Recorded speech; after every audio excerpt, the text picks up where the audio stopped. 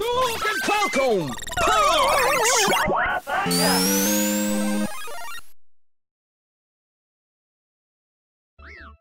Hey guys, I'm PhilInTheBlanks, and apparently it's also a Mario. This is Let's Play Super Mario 64. Fantastic game, one of my absolute favorites. I love how you can just play around with Mario's face here, grabbing his nose, grabbing everything. I don't know why they put this in there. I guess to show off the power of the N64 at the time. So a little weird thing about this Let's Play, not weird at all, I couldn't find one of my wires, so I couldn't actually record both the gameplay and me talking. I was like, where's my microphone wire? And I couldn't find it, so I was like, screw it. I'm just gonna record anyways and then record the audio later, which is what I did. So this will be a little different, but at the same time it'll be kind of cool because I can concentrate on, I guess, talking about things, because this is a Mario game. There's going to be a lot for me to talk about. While I concentrate on playing the game super skillfully. Spoiler alert, I don't play this game super skillfully. What am I doing? Oh, poor Mario. Alright. So I'm actually playing this on the Wii U Virtual Console, only because clearer quality in the recording than the actual N64. That was, I wouldn't say it's a mistake, but I'll tell you guys in a second after Princess Peach's lovely voice. Come to the castle. I have baked a cake for you. Yours truly, Princess Toadstool. Peach. And this is the first game where, actually no, it's not. It's not the first game where Princess Toadstool is referred to as Peach. That's actually Yoshi's Safari, believe it or not, which I have actually already played on this channel, so go watch it. Yoshi's Safari was like a weirdly mistranslated game, and they actually just kept her Japanese name, Peach, instead of just naming her Princess Toadstool. But this is the first like real, actual game where Princess Toadstool is known as Peach. It's also not the first game where Mario has a voice by Charles Martinet. That game was like Mario's friggin', I don't know, card game bullshit. I don't know what it was. It's a PC game, it's not very good, but it's got Charles Martinet as Mario. Ciao, you've reached Princess Toadstool's castle via warp pipe. I thought we were just calling her Peach, but I guess we're back to calling her Princess Toadstool. Use a control stick, blah, blah, blah, blah. So moving around. So, like I said, I'm playing this on the Wii U version. If you can play this on the N64 version, I don't want to go to the castle, I want to leave, apparently. The analog stick for the Wii U is not super great. It's not nearly as good as the N64's analog stick, at least for this game. It's really frustrating. It's hard to move. It's hard to move slowly to get the exact directions you want. And it doesn't help too that instead of the C buttons, they use the right analog stick, which you can, as you can see here, you can look around by pressing C up. But when I'm trying to move the camera, a lot of times, because it's an analog stick and not individual buttons, even though I'm clicking left or right, it's tilting slightly upwards, so it'll randomly go into first-person mode, or, well, not first-person, but like over-the-shoulder mode, and it's super annoying. Not saying the Wii U version is bad, it's not, it's just the Wii U. I'm using the Pro Controller. I actually haven't tried using the actual gamepad, so maybe it's a little bit better. I'll try that next recording session.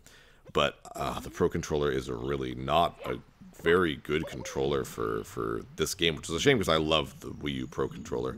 So I'm just fooling around just because there's so much you can do with Mario in this game. And I was going to talk about like how much movement he has. I mean, hell, in underwater, you have both like a breaststroke and like a, I don't know, other stroke. I don't swim, okay? Like, I don't know the names of it, but holding A makes him go, like pushing A bunch of times is what I'm doing right now, and that's he goes a lot faster that way. But if you hold A, it's a lot slower, but you can control a lot. Also, you gain health by being in water. It's hard to explain. When we get to the places with water, I'll explain exactly what's happening. But there's a lot of movement options. My god, the movement options of this game are ridiculous.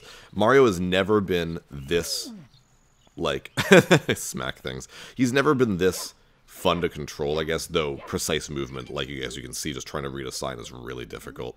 But moving around, like, he's never been this acrobatic. Triple jumps, long jumps, backflips, side flips. Oh my god, long jumps. It's just crazy.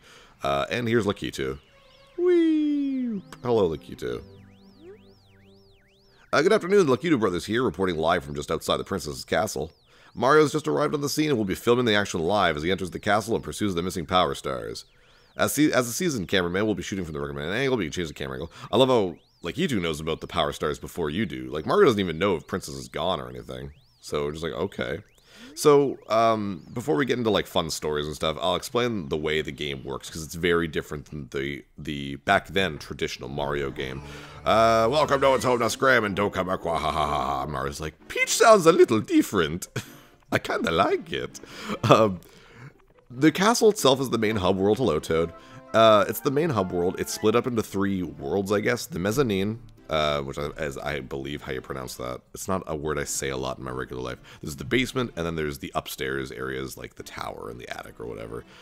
You start at the mezzanine. There are 4 levels, worlds in that world, I guess. And each level has power stars. And the power stars are your goals, basically. There's basically 125 missions in the game, and 120 of them give you power stars. And that's your main way of progressing. So as you can see there, I need 3 power stars to continue on. And each main level, anyways, has 7.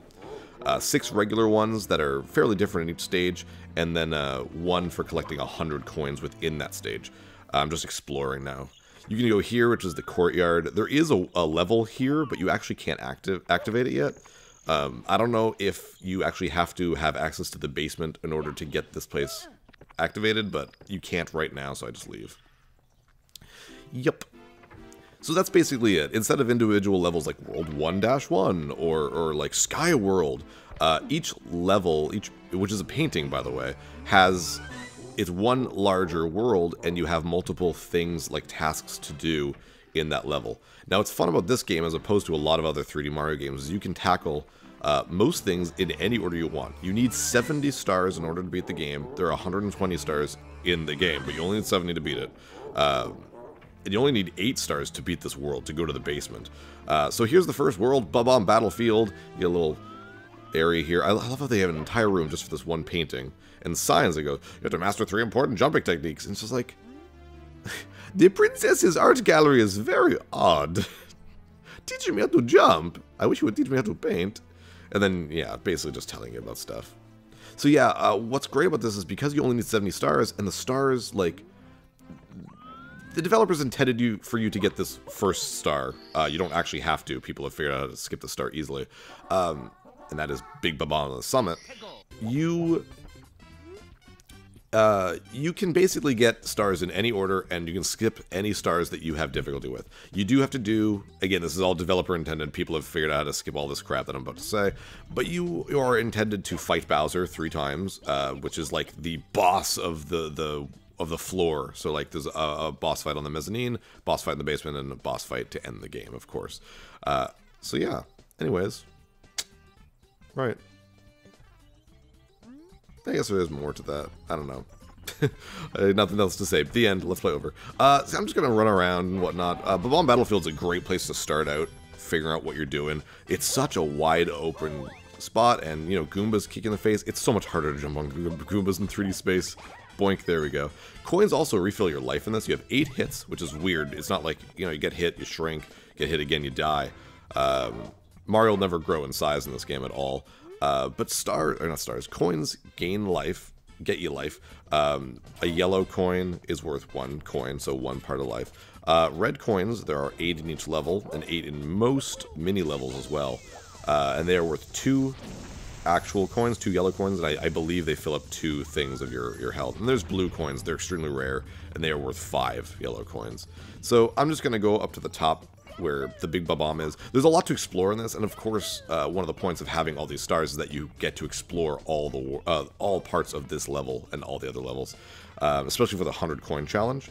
So there you go, I guess. But for this one, we're just gonna get to the top of the mountain, pick up this Bob-omb who's not paying attention. Killing enemies gives you coins as well. There is a finite amount of coins in each level, so you know. If you're having trouble staying alive, then maybe don't collect all the coins because you might need them to survive. Also, those spinning hearts refill your life, as you can see as you run through them. It's the only Mario game with them. Also, right here, woo, little warp. Just gonna jump and go back though. There's a few of those throughout the game. I only know a couple of them. I know that one and like one in Wet Dry World and Cool Mountain. But yeah, get to the top, and here's your first boss. And the reason why this guy is super intent, I love his waving there. He's intended on to be beaten on purpose. I'm the Big Bob-omb, Lord of all bossing matter, King of Kabooms, world over. How dare you scale my mountain? By what right do you set foot on my Imperial Mountain top? You may have eluded my guards, but you'll never escape my grasp, and you'll never take away my power star. I hereby challenge you, Mario. I have a better mustache than you. And it's true, it's a pretty great mustache. You're expected to beat this guy because he teaches you a very important thing, and that is you can run around enemies and grab them. At least a couple of them. There's only not a lot of them. Well, he's very slow. Just kind of grab him. Boop. And you're not meant to throw him off the mountain, but I'm going to do it anyways. You can't win by doing this, but it is a lot of fun just to watch him fall. Boink. Boink. Boink, boink. Oh, I didn't fall all the way down. It just jumps right back up. He's able to jump like crazy, but man, his walking speed's bad. It's like, how dare you, you asshole? That's not part of the rules, and I'm just like, the rules? You're trying to kill me. And he does it. He'll throw you off the mountain. That's what's super frustrating. I'm about to say he can't kill you, but he totally can by throwing off the mountain. But if he just throws you, you don't get hurt. Anyways, you do this 3 times, and this is actually how you destroy Bowser when you fight him. You have to get behind him, and you have to throw him. And he straight up says it too. When you beat him, he's gonna be like, "Oh yeah, you can do that to Bowser." It's like, "Oh okay." He's cute though. Also, I like how the round things, like his body, they're 2-dimensional sprites. Because it's round, it'll always look the same, and that's one of the ways the N64 was able to like keep memory and all that, is to save memory and doing that. There you go. You want to pick up the pace if you want to take King Bowser by the tail. Hint, hint. Methinks my troops can learn a lesson from you. Use your stars, I promise. There we go. So our first power star, again, this is the first intended power star, but you can skip it. I can't. I have no idea how to do the techniques that speedrunners do to get to just skip this entire thing. It's pretty nuts. There you go, first star. And basically you just kind of jump back in. And, okay, you've recovered one of the stolen power stars, you can now open some of the sealed doors. You can actually go to the first 2 secret stars and the second level, which is Whomp's Fortress, but we're just going to jump right back in here. So yay. And you can see all of the ones are right there, the ones that you have already gotten are there, and then it gives you a hint to the next one. And again, you do not have to do these in order, that's the fun part. The big bomb's nothing but a big dud now, but the battle blah blah blah blah blah. Here's a cannon. Yeah. So the pink bombs, they're good bombs. They will, blah blah blah. They will activate cannons throughout each level, and the cannons are great for fast travel and stuff like that. And later on, when you're able to fly, spoiler alert, you can fly later on, they're a great way to propel yourself. But, whee! This 1-star foot race with Koopa the Quick, that's Koopa the Quick over there. He will only appear if you've destroyed the big bomb. So there are some stars you can't get without doing others, but it's fairly rare to talk to him. And this is the birth of Koopa Troopas having that weird sound. It's a weird N64 thing, I found. Mario Party does it, and Mario Kart does it later on, I think, where Koopa Troopas just make that weird sound. In fact, a lot of the sound effects, voices, or whatever you want to call them, for various enemies in the Mario universe started from this game. I'll never understand some of the sounds they use, but whatever. Anyways, this is literally just go back to the top. Ow, Chain Chomp, come on, man.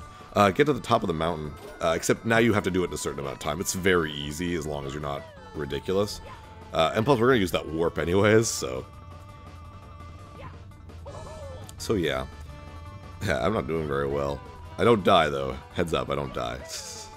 But yeah, it's just a way of teaching you how to get to the top. Like, exploring things quickly and that sort of thing. And there was a major visual glitch there. Sorry about that, guys. Still have a crappy computer that does that sometimes. I took the warp. The end. Like, you know what was happening. Yeah, I still have kind of a crappy computer. So taping this stuff sometimes is kind of a big load on it. So, oh my god, I almost did die. Maybe when I get a better computer, I'll be able to do this in, like, actual full-on HD 60 frames per second stuff without having things like that happen, but oh well, whatever. This is Koopa the Quick. He takes the long way around. Huff Puff, you really are fast. A human blur. Sure, okay, if you say so. I mean, actually, it's true. Mario is fairly fast in this game. And second power star. And like I said, 99% of the goals in this game, the tasks and whatnot, will reward you with the power star. There are other things, such as keys to other parts of the castle, and there are also 3 power-ups you can get, one of which is the flight cap, the wing cap. Suit to the island in the sky. So now we're going to be able to use this cannon. So here's what I was talking about with the Wii U Pro Controller with the analog stick. It is so hard to aim with this, to do minute, like, little adjustments. I I don't even know if you can make it to this with this cannon, because I fail miserably here. Like, not even close. Not even close. I tried a bit later, too, and it's still not even close. But I can just go right here, and there's another cannon. So... And the way I think they made it is that you'll try that cannon and you'll fail, and you'll get close to this cannon, so you'll try again. You can make it with this one. I don't, though. I fail right here. Way too high. Thing is, if you go way too high, then there's a cannon right here. So they do a good job of, like, almost leading you. Wrong buttons. The camera. This is one of the first games with actual camera control. It's not very good. It didn't age well. It's probably the least aged... or the worst aged thing in this game is the camera control. Anyways, last cannon. I'm trying to aim for the tree, because if I grab the tree, whoop, Mario will grab onto it, which I love. And there's another cannon right there, and some coins there. We'll deal with that later. But basically, when you see these things, instead of the regular question mark blocks, I don't know why they changed it from question mark blocks to exclamation blocks. They'll either have coins or they'll have a star. And it's usually pretty obvious when they'll have a star, especially, you know, shooting out in the sky. What else is going to be in that thing? You've recovered 3 power stars. You get open any door with a 3 on its star. Nice. I think we can now access pretty much all the levels in the mezzanine, which is very cool. So like I said, there are 6 regular stars in each level. 7, actually, with the 100 coin challenge. And every single level that has red coins has a star that is about those red coins. There's 8 in each level that has them, that is. And collecting all 8 will pop up a power star. And there's one right there. Boom. And I like how it gives you little numbers, tell you that that is 1 or 7, depending on how you read that font. And, oh, there we go. And up I go. Do I do a better job here? I remember this being really good. Yeah, perfect. Look at that. That's awesome. And you can see an exclamation mark block there without anything in there. Kind of like a Mario World, actually. Doing... The red coin challenges are very rarely the first couple power stars in each level, because they want you to explore the level and you know, naturally find each coin just by exploring. It's very organic that way. This one's probably the one that a lot of people have probably missed. Boink, and a 1-up, and a little switch where I can open that. But yeah, like, just exploring the world is what's going to help out here. There's a few levels where the red coins are not in the nicest of places. Wet Dry World's a perfect example, where they're all grouped up together in a specific area, which is a little frustrating sometimes. And then there's the ever so dangerous one right here. Yeah. And the last 2 are just over where the star is itself. Whee! And... bam. There we go. You can see, like, the shadow of the star there, and that's always just to tell you that there is a star that's going to pop up there. It's usually is the 8 red coin star, so I don't know why they really tell you. I mean, I guess to remind you, if you see it later, you're like, oh, right, it's going to pop up there. But, I mean, it shows you pop up, so... It shows it pop up, sorry. Mario wins this guy. Now, despite every level having a certain amount of stars, the first level, believe it or not, while you can get all the stars, it's really not recommended. It's very difficult to get this star without the wing cap. I actually don't technically know if it's possible. I've never really tried it. So we're going to get the 6th star, and this is a good example of being able to skip. This is the reason why they put this one. This is most likely the first power star you're going to see, is the one behind the cage. And as soon as you learn that you can ground pound and get killed by that friggin' chain chomp, you're going to try it, because why wouldn't you? It's just something you're going to want to do naturally. And that gets you a power star. And they purposely made this one the 6th in the menu, so that when you go back into the level, it'll show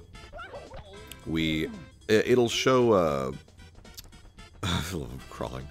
It'll show that, oh, you got the 6th one, and here's all these other stars, and you can kind of select any one you want. So they're not really forcing you to do anything. I'm pretty sure you can get this one before the first actual star. I mean, I don't see why you wouldn't. But we're going to go in again. Why am I going back in? Oh, yeah. It's okay. I'm just showing you how. There we go. Like, look at that. You can't get everything. But that is it for today's episode. You can exit the course after that. And I'm PhilInTheBlanks, and I hope you guys enjoyed this episode, or this Let's Play. It's super great. It's Mario 64. I'll see you guys later. So yeah, thanks for watching. Comment, subscribe. Check out my other content on my YouTube channel, where you can find Let's Plays, speedruns, and reviews of other games.